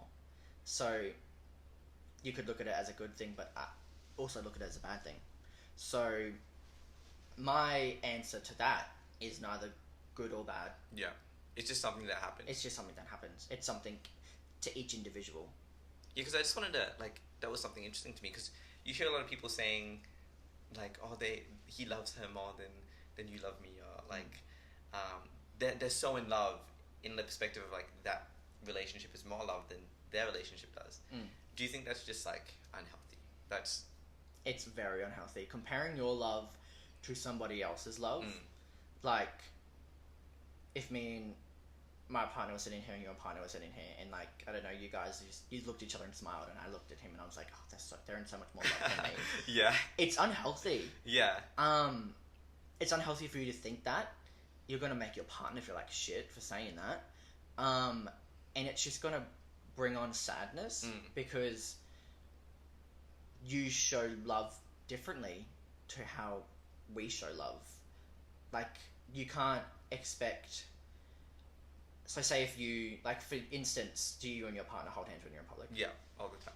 Me and my partner don't. Yeah. But somebody else could be like, oh, Shaman and his girlfriend are so much more in love than Jordan and his... But that's not, like, necessarily... Yeah, and that's the thing. Yeah. Yeah. Just because we aren't showing it the way you show it, it doesn't mean that. And I think that's where people get so caught up. Because this couple's more affectionate than this couple. They're more in love. They're more attracted to each other. But that's not the case at all. It's just, this couple might not like PDA. And then when they're behind closed doors, it's different. Like, it's not the same amount of love because everyone's love is different. Everyone's love is different sizes, different size infinities. But you can't compare your love to somebody else's because it's genuinely really unhealthy. And you think you could attribute it to, like, the different sizes of... Yeah. I definitely think that it's different sizes because one person can only handle so much. Yeah. So, love is endless. It has no bounds. But it can be too much for one person. So, for example, say you get with this person, me for instance, somebody I'm love. This person gets with me and they love also, but they don't love as much as I do. So I'm more affectionate in showing my love to them. They don't like how much love I'm giving to them, even though they've got the same amount of love. They just don't like it. They don't like the affection. They don't like any of it. It can cause a relationship to end. Are you getting where I'm going? Yeah. This is really interesting. Yeah. So, it's actually, I've seen it happen in that somebody who was just so expressive in their love, and they're a happy relationship. They were in a happy relationship. They loved each other so much. It was so obvious, but she gave too much love for him to handle. He loved her. He'd do anything for her, but he just couldn't handle all the love she was giving off because he had his boundaries. He had his PDA boundaries. He had his emotion boundaries. He wasn't open to that kind of love. What, like love bombing? Not love bombing. Love bombing's like a whole different kind of thing. Yeah. He just wasn't... I guess he couldn't have been ready to open himself up to her love. Mm. Like, their love was working. They were happy. It's just, she had a lot more love to give than he was willing to take. Does that make sense? Yeah, that makes sense. So it's like, going back to what you said about love, it's boundless, but you could also say it's like a communication between two parties. It's boundless, Yeah. but everyone has a capacity. There's so much love to give, but only so much love to give, but only some people can handle that. Yeah. Like, maybe you can't handle that and I can. I can't, that's a weird. You can handle that and your girlfriend can't. Yeah. So it doesn't work. Like, You that know what I amount mean? of love. Yeah. Yeah. Your girlfriend has so much love to give, but you love her. You're madly in love with her. But you just can't, take any more love. Like, you're madly in love with her, but she's maybe given off a bit too much love, and it's just not who you are, which isn't a bad thing. It's not a bad thing to have your boundaries, to say, I don't want to hold hands in public. That's just not who I am. I don't want to, kiss in a room full of people. It's not who I am. That's not saying you're not in love with them. It's just you have your boundaries. Yeah. Love is boundless, but a person's not. That's actually really interesting, and I want to come back to that, but we've ranted again. Talking about the unconditional love, you've spoken to me before the episode started that you had some strong thoughts about episode 1's description. So for people who didn't watch episode 1, which you should do, why haven't you watched it yet? You shouldn't be Go watching watch this it. one. I'll give you the description that Rahil and I eventually came to agree on at the end of the episode, which was that love can't really be described as conditional or unconditional. It's like kind of a mix of both. And the analogy I used in the episode to describe it was, love is a glass ball, and at the center of that ball is unconditional love, and around it in layers is your conditional love. Because obviously, if you're gonna feel like wanted and loved, there's conditions you'd want satisfied, and that's your conditional love. But when you get tested, when that love is tested, when you're arguing, when you're going through challenges, the conditions aren't going to be met. Yep. That's a given. And the only reason you have to stay is that you love them unconditionally, because they're not meeting your conditions. And if your love was only conditional or built upon conditional love, if they don't meet your conditions, that's enough approval, you could say, to leave the relationship. But in this glass ball, where unconditional love is the center, when the conditional love breaks down, you serve the unconditional love core to lean upon, and then build the conditional love back up. And that was our perspective on the episode. Jordan, what was your take on that? I'm not saying you're wrong. Yeah. Because, again, everyone has their own perspectives. There you go. Look at this all looping around. But I personally think if you're not ready to give somebody unconditional love, you're not ready for a serious relationship. You're not ready for a relationship. But like in that analogy, there's still giving unconditional love though. It's just there's also conditions. Yeah. And if you... Can you give me a condition, for example? Like... Okay, let's say with you and your fiancé, you really love him. But one day he comes home and he tells you that he ran into the back of your car. And as he's walking in, he steps on your cat's tail by accident. Oh. And then you say, fiancé, did you get the groceries? And he's like, oh no, I forgot, I'm so sorry. So obviously you're annoyed now because you got to pay for car repairs, your cat's crying, and you miss your groceries. So in most relationships that will start an argument because he didn't meet those conditions. Now, if you were in like a superficial relationship, something that didn't matter, those conditions weren't met, oh, this guy ain't worth it, just gone. Yeah. Right? That's conditional love. But with unconditional love, the conditions were broken down, and you sit back and you think, okay, I really love this person, so I'm gonna fight, or like get through this. Yeah. And you sit down and you say, okay, it really hurt me when you did this. I'd appreciate if you put my effort into this. And they're like, yeah, of course, we can do this and this. How should I be better like this? Cool. You're doing that not because you're not meeting his conditions, because you're pointing out stuff he's doing wrong, and he's not meeting your conditions because he hit your car. Like, yeah, you both haven't met each other's conditions, but the unconditional love base is what keeps you together, if that makes sense. Yeah. Yeah. Yes. Yeah. Yes. Okay, yeah. And it all comes down to, like you said, sitting down and talking. Yeah. Communication is a really big thing in an unconditional love, because if you don't have communication, then it's all just conditional love. You're gonna leave them, as you said. Here at the back of my car, sort of my cat's tail didn't get me groceries. I'm out. Yeah. You haven't got that connection and communication to have the unconditional love. So, linking back to what I said, if you can't get through that, like if my partner hit the back of my car, I'd be fucking livid. Especially because my car's brand new. Yeah.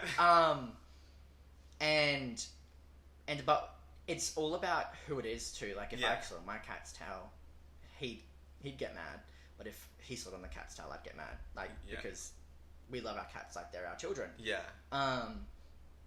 And I hate doing groceries. He doesn't like doing groceries, but he'll do the groceries. Sometimes I'll stay home and he'll do the groceries. That's communication. So we communicated through the conditions because it is unconditional love. Yeah. And if you're not willing to communicate on those conditions, you're not ready for a relationship. Does that make sense? Yeah, but you need that unconditional love base, right? Because it's like, I think I said it in episode 1 too, it's like, if you had a conditional love base, it's like in Viva La Vida, the song, when he's like, kingdom built on pillars of sand, it's gonna fall down. Mm-hmm. But if you have an unconditional love base, it's stronger. Yeah. And it's something you lean upon. Yeah. And then, yes, all relationships, ideally, I hope, should start on that unconditional love. Yeah. And coming back to the glass ball, I feel like the more the glass ball gets covered in conditional love, the more your relationship is fading away. I agree. I think the core should get bigger. The core, yeah. The layer should be like a thin layer. It should be the most tiniest layer there is, because there's always that one thing that could make or break. Like, for instance, I make a joke to my partner that if he ever goes bald, I'm leaving him. Really? I wouldn't, but like, I don't want him to go bald. Yeah, that's fair. So, but like, if your conditions are getting bigger, your relationship is ending, and you just don't see it yet. I agree with that.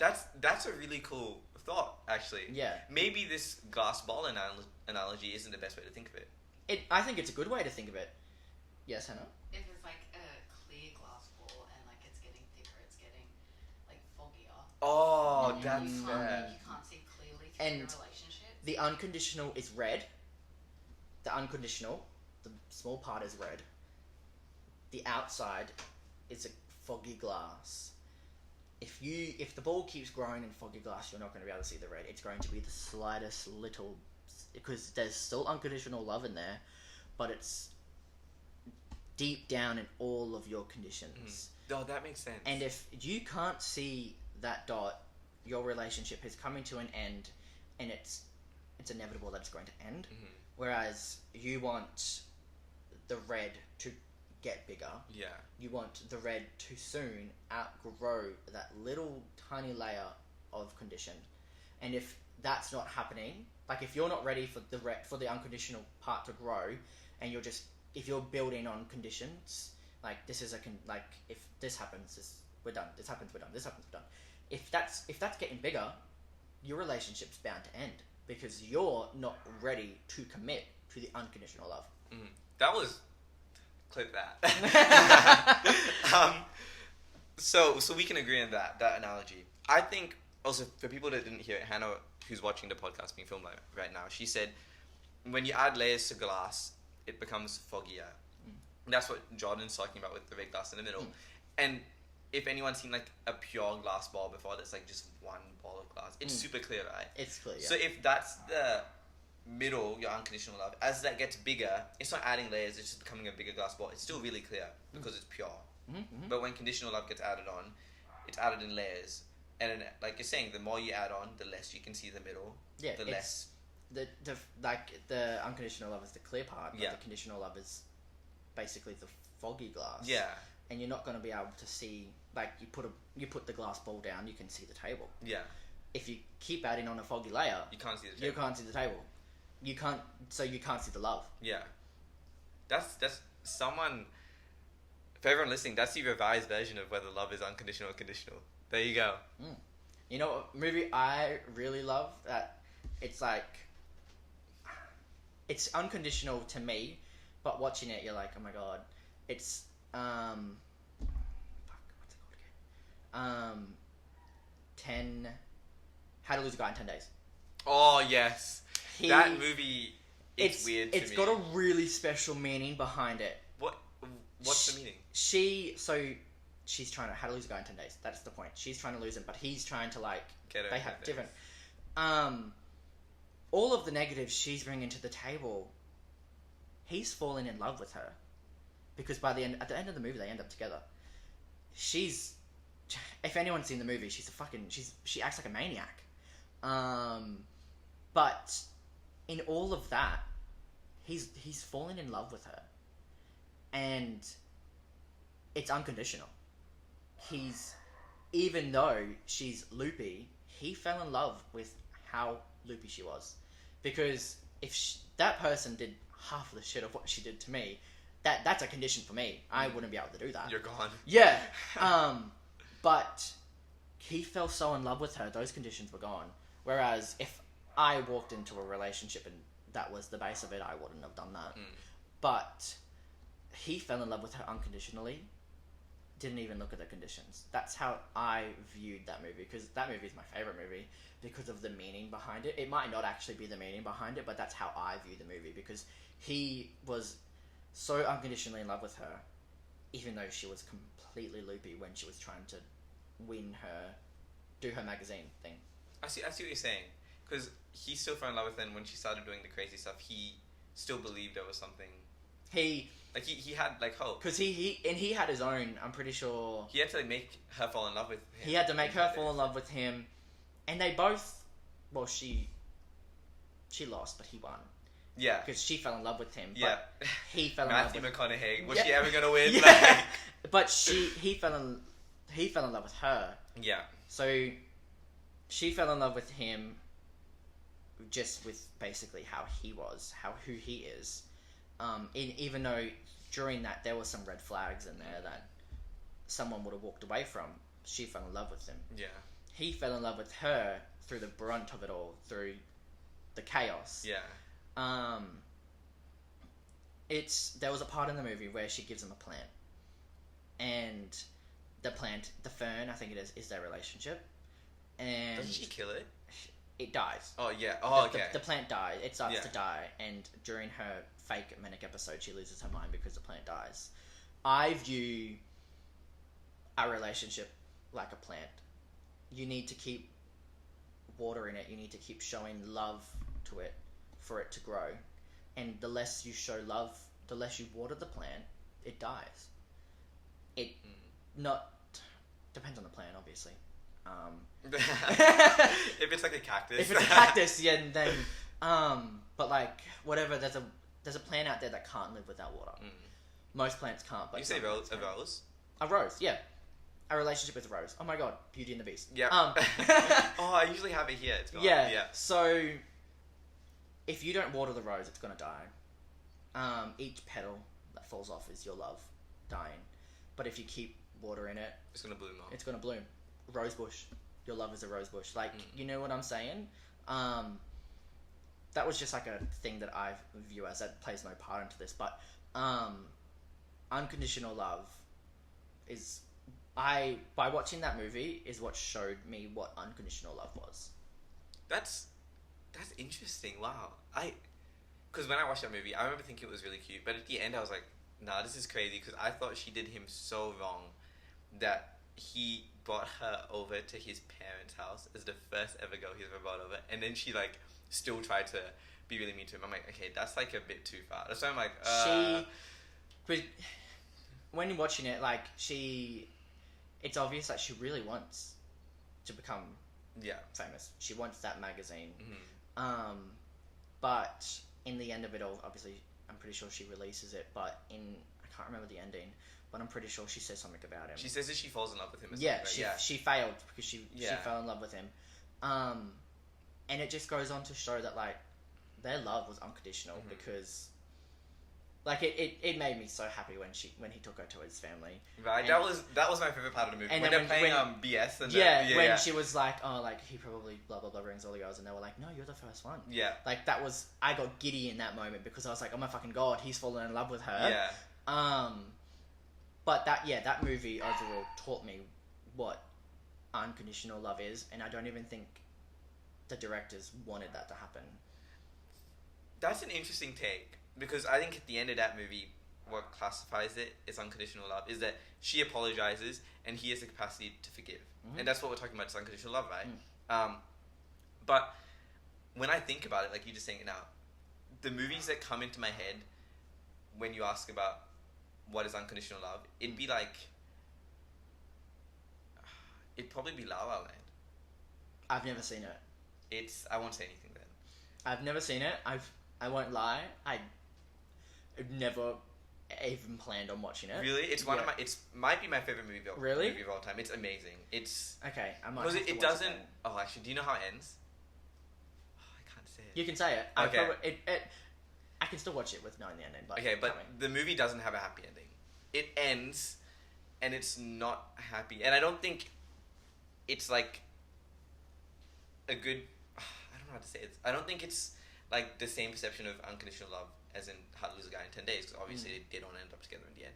But it's still like so pure. I don't know how to...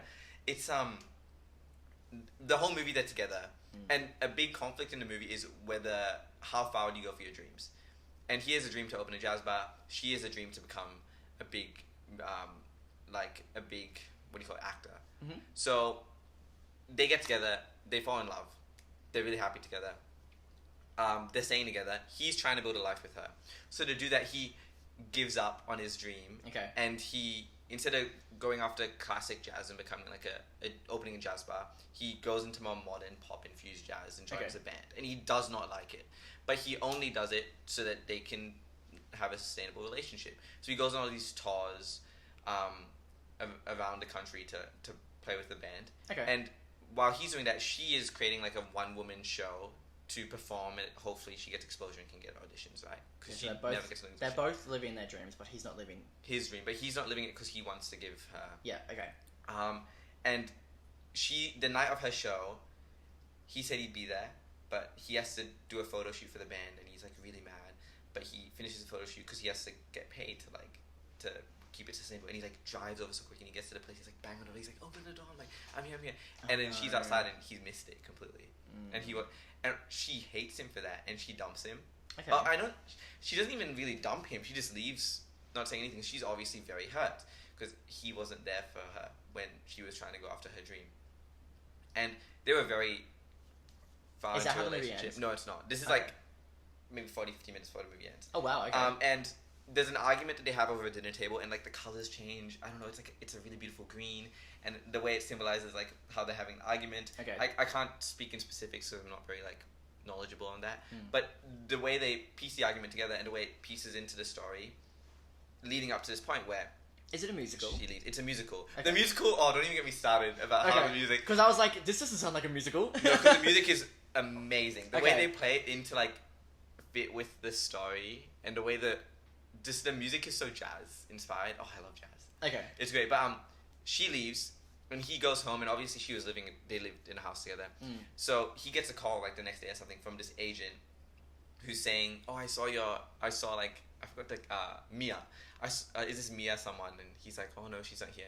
And the agent's like, "Oh yeah, I just wanted to call because I really liked her show the other day. I was there in the audience and I wanted to invite her for an audition." And he freaks out. He's like, "Oh, this is her dream. Like, I need to." And he's like, "Okay, I will get her to call you straight away." And Mia told Seb, who's a guy, a story about her childhood where she lived in a house across from a library. So he looked at he looked around America and found a house that was across from a library, and he went there. Okay. And he forced her to come with him to the audition. And she doesn't want to do it. She's given up fate, completely given up on her dream, but he says, "No, don't give up." And he like forces her to go to the audition. So she goes to the audition, she gets it, she does amazing because he made her go. And eventually, she gets told to film the movie, she has to go to Paris. And so she comes out, she's like, so what's with us? Like, what happens? He's like, you go after your dream and we'll sort it out from there. But it was so, like, he didn't have to do that. Like, it was so unconditional. From my point of view, is he was unconditionally in love with her. Yeah. But her love had conditions. From what you've just told me, he moved heaven and earth for her, but she wasn't willing to do the same. Did she even try and speak to him as to why he couldn't make her? No, but after eventually they do have like a conversation. Like it's not emotion like fueled like anger or something. Yeah. Like, eventually she becomes like understanding and she understands why. Because from like my point of view is he's unconditionally in love with her, but her love has conditions. That's fair. But here's a hooker, right? Because in their time skip. He's a hooker. No, sorry. Whoa! Isn't that what people say? Here's a hooker. Like, nope. Cut that out, guys. I was like, whoa! Here's the hook. But here's a hook, right? Because they time skip and it shows her as this massively successful actor now. And when she came to LA, he gets her into like the compound and like tours her around or something and shows her places. But now she's the actor there and she's big time. She's big time, right? And she goes home and there's someone cooking and you're like, oh, it's gonna be Seb. And she goes up and it's not Seb. It's a different person. And who is it? You don't know. There's no. Oh, okay. But she's a kid with this person now. So her kid stays behind to get babysit and they go out for dinner somewhere. And they're going out to meet with some fancy actor friends, I guess. But the traffic's really bad, so Mia's like, oh, let's just pull over somewhere to eat dinner there. So they pull over in this random exit and they have dinner and they're walking back to the car and they pass this little door in the middle of an alleyway and it's and it's playing jazz music and she's really tired, she wants to go home, but the husband's like, no, this sounds really cool, let's go check it out. And she's like, oh, okay. And she walks in and for context, earlier in the movie when they're really close, she gives him a piece of, he wants to call the bar chicken on a stick because of a famous jazz musician who liked chicken on a stick or something. Okay. But she says that's a stupid name and she writes a logo for him that says Sebs and like the comma is like a music note and she walks in and the husband's going ahead of her and she's like trailing behind and she turns around and there's a blue light there and it says Sebs and it's the logo that she drew for him. Oh. And then she walks in, someone's playing the piano and they finish and they go in, the husband goes and sits in the front, so she's sitting in the front in this nice chair and then Ryan Gosling's character is there and he gets up and he's like, thank you everyone, that was like Jimmy Do on the bass or something. He's like, and then he stops and sees her and then he's like, and now's the song for me, and he sits down on the piano and he plays the song he played when they first met. Like, but my whole body is just filled with emotions. But when they first meet, he ignores her. But then that song becomes a motif throughout the entire movie. And he plays it, and it's so beautiful. And then I was crying here. It made me. Yeah, I want to cry by hearing this. But then they go into like flashback, and it's her and Ryan Gosling dancing in like this sound stage, and it's what their life could have been. If they didn't go after their dreams. They don't end up together. Pardon? They don't end up together, but they show you like a trail of their life of what it should have been. They show you like Polaroid pictures of like their kid together and how their life would have been, and her being a famous actor, but he's like a house husband. It's so beautiful. It's like a knife to the heart. Yeah, and in the movie, then the song ends, it finishes, and then the husband's like, and she turns to the husband, she's like, we should go now. So they get up, and the husband leaves, and she stops just at the door, and she turns around, and he looks at her, and he nods and smiles, and she nods and smiles back, and the movie finishes. And I'm like, I have to watch it now. I have to watch it. It's the best ending of a movie. It's so beautiful. Wow. It just sounds like that she wasn't ready for the unconditional love because she had her dreams. Yeah. And that's okay. But in that moment, she unconditionally loved him still. Yeah, she did. But they were both unconditionally in love with each other, but it comes back to the glass ball. She had conditions. Her glass ball was getting foggy, and his was clear. And hers she wasn't ready to let the fog go away, really, because she had a dream, and that's okay. It's just I don't think she was ready for the full unconditional love relationship. And that just makes me really sad that Right. they But didn't end up together. There's something about the nod at the end and that Yeah, somber feeling. They that's both just so pure. Yeah, they're happy. They're both Yeah. happy. Well, is she happy? Oh, yeah, she's really happy. Okay, 'Cause I mean, well- like she's doing her Well, dream. yeah, and they're both happy, and that nod kind of like symbolizes that they appreciated the journey. Yeah. And they're both at points in their life where they're happy. Like he's got his dreams. He's lived his dream. She's lived her dream. They're both in happy lives. Yeah. And the journey got them there. Exactly. You should watch the movie. It's I'm for going anyone who to. hasn't watched La La Land, go watch it. What are you doing with your life? Go do Yeah, something. I think it's gonna. I'll have to watch it tonight. I'm really intrigued. It's great. And the music is like it's spectacular. It's great. Our last question. Okay. Because we've been going for a really long time now. Oh really? Yep. We talk about falling in love at first sight. Did you fall in love at first sight with your fiance? Yes. Do you think? Now, leading on from that, do you think falling in love at first sight is that? So you think that's a reality? It's not just a fantasy. For me, Yeah. I think it's a reality.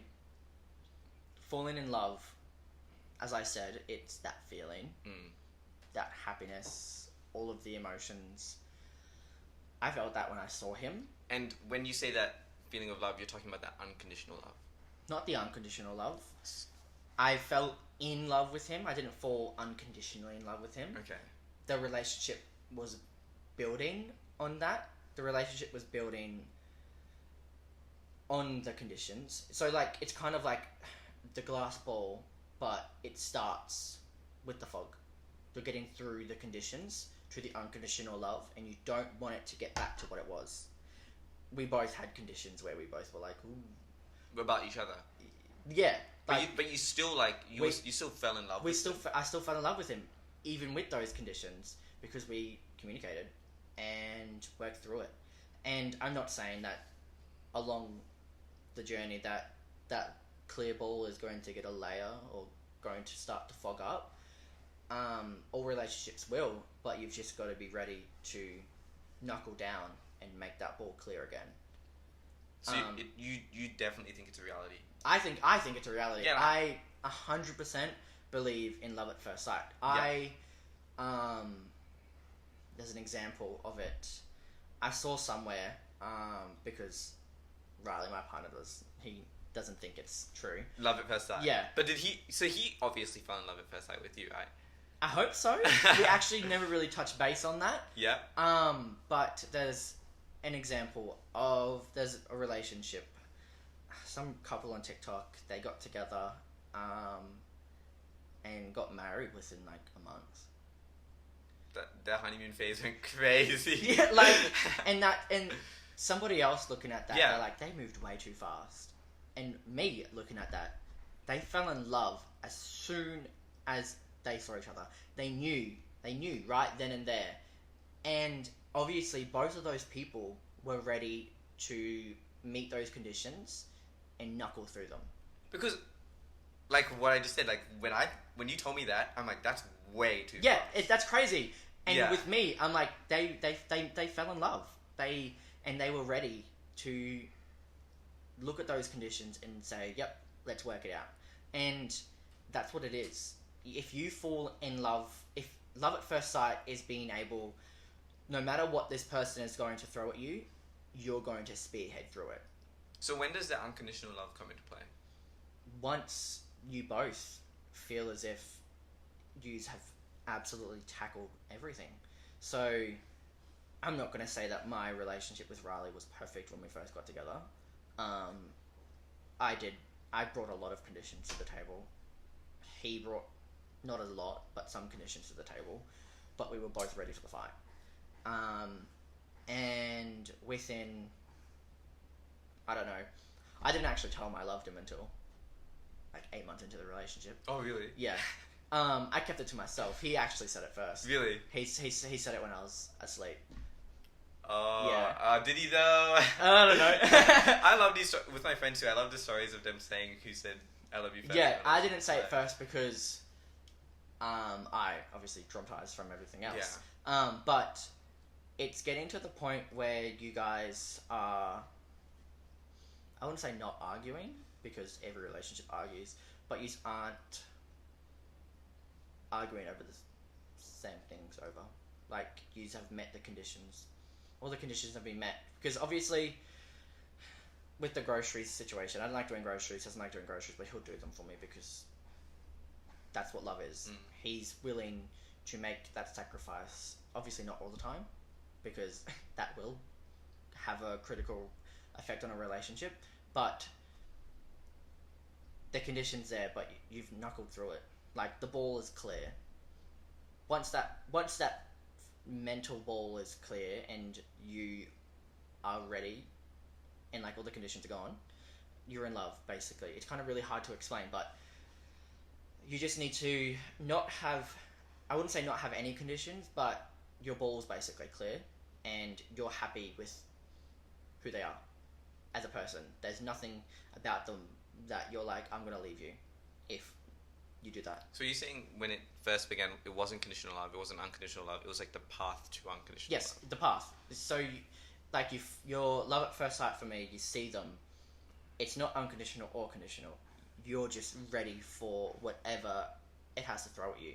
You're ready to get to the unconditional point. Like, you see that person and you're like, I'm ready for whatever life is about to throw at me, just to have that unconditional love with you. That's really interesting. Swept off your feet. Swept off your feet? Yeah. Just fallen for? Fallen. As soon as he got out of his car, because he came, this was when I lived in... Yeah. Did time slow down and love hard to fit around? Like, this is in the party house too. So okay. As soon I opened the veranda door and it was like long stairs, and as soon as because we were talking, he actually, funny fact, he ghosted me when we first started talking. He did not respond to me at all, so I had no hopes. But then one day he responded and I was like, oh, come over. And he was like, okay, but you've got work the next day, so I can't stay. And I was like, okay. And I knew in my mind, I was like, this motherfucker's staying. But as soon as I opened that door to like see, and as soon as I saw him, it was there. The warmth, the butterflies, the love. I had no alcohol in my system. And I knew then and there that I was ready for whatever life had to throw at me, just to fall in love with him. That's great. I actually think that's a really, really great perspective. And obviously everyone has their own point of views. Yeah. And... Of course, yeah. It's fine. But personally, love at first sight, reality, it's real for me. Jordan, as you know, we have a tradition on this podcast about our loved mascot, Pip. Pip's a male duck. Where is Pip? Didn't Pip exist on the desk? Or was I imagining things? I think you're imagining things. I could have sworn I saw Pip. Pip does not exist. Well, you should get a Pip. I should. Someone send a Pip to me on DM me on Instagram. Someone send it. Give us we need a Pip and a duckette so we can throw the duckette out. Because we don't like duckette. For context, duckette cheated on Pip. I can't believe I imagined a Pip. That's fair. Because I always say mascot. I thought you had a little Pip. You know, one of these episodes, we'll get Pip on the podcast. Yeah. It'll just be a guy wearing a duck's. Okay, every episode I ask the guests to leave a few sentences about what happens to Pip in his life story. In our last episode, Atina added 2 sentences to Pip's story, which was, Pip wishes his girlfriend Duckette well and leaves her. And Pip focuses on his time at the Duck Air Force, training for a year, where he is now on holiday. For context, Pip had a girlfriend who joined a strip club and cheated on him. And Pip also had aspirations of going to the Air Force, so that's why he left his girlfriend, and that's why he's now at the Air Force. So Jordan, if we could add some life story for Pip, what would you say? So Pip's on holiday. Yeah. Pip went on holiday where his ex-girlfriend and her new lover, the man she cheated on it with, is. He uses his training from the Air Force, finds the hotel they're staying at, and sends a missile straight into the hotel that they're staying at. What? He's he's flying over the hotel in So what, Pip's a murderer now? Yeah. What about all the innocent people there? He doesn't care. He's so full of hatred. He couldn't move on. He tried to move on. What? But he couldn't. He tried to move on, but he could not move on. And he's flying over. He's been preparing for this. The training. He's been psyching himself up to get trained. Goes on holiday to where they are. Flies over. Sends a missile straight down into the hotel because of how much he hates his ex-girlfriend and her new lover. I really thought Hannah's was the worst. Okay. Athena did say though that Pip is a very strong man, and he comes to the realization that he couldn't get past it. He just couldn't get past it. No, he couldn't. He really tried. He really tried. He thought he was, he thought he was getting there, but every strip club he went past, it just reminded him of his girlfriend cheating on him. Damn. Okay, so to recap, Pip sees his girlfriend, Duquette, and her new lover on his holiday and cannot get past his feelings of betrayal. Yep. So he uses his training from the Duck Air Force to fly an F-1 duck plane and drop a missile in the hotel. Yes! that Duquette and her new man are staying at. Yep. And now... And all the innocent people died there too. All the innocent people died, but now Pip is happy on a beach with his best friend Goose. That was 3 sentences, but you know what? I'll let you have it. I'll let you have it. So, recap again. Pip... There's so much that just happened. Pip goes on holiday where he sees his girlfriend, his ex-girlfriend, Duquette, and her new man.